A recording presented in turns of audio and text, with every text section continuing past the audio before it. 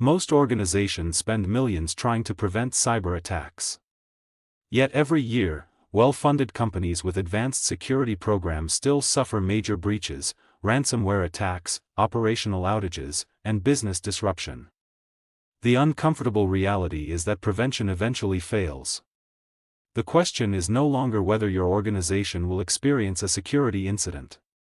The question is how effectively your organization can respond when it happens.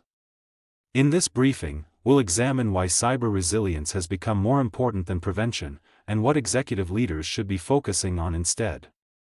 For years, cybersecurity strategies have been built around a simple objective: stop attackers before they get in.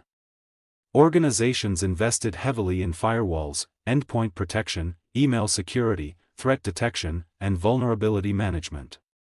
These controls remain important. But modern enterprises operate in highly connected environments that include cloud platforms, SaaS applications, third-party vendors, AI systems, remote workforces, and complex identity ecosystems. As complexity increases, the likelihood of preventing every attack decreases. Attackers only need one successful opportunity. Defenders must protect everything.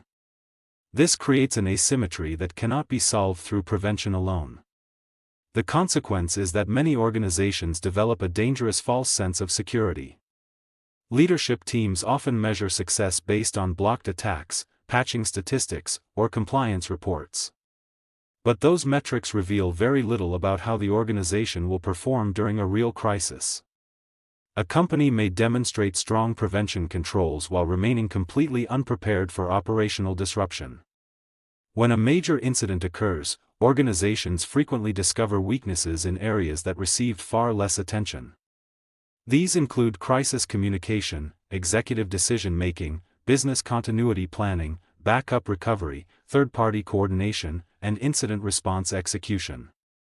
The result is prolonged downtime, financial loss, customer impact, regulatory scrutiny, and reputational damage. This is where cyber resilience becomes critical. Cyber resilience is the ability to continue operating during disruption and recover quickly after an incident. It assumes that prevention will eventually fail.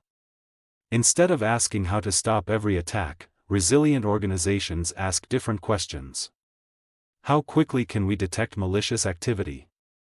How rapidly can we contain operational impact? How effectively can we restore critical systems? How well can leadership coordinate during a crisis? How quickly can we resume business operations? These questions focus on survivability rather than perfection. The most resilient organizations understand that operational recovery is a competitive advantage. They regularly test their incident response plans. They conduct executive tabletop exercises. They validate backup recovery processes. They identify critical business dependencies. They establish clear crisis management procedures.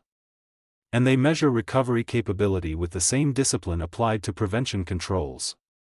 Most importantly, resilient organizations build executive confidence before a crisis occurs. When a significant incident happens, leadership already understands roles, responsibilities, escalation paths, and decision-making processes. This reduces confusion when every minute matters.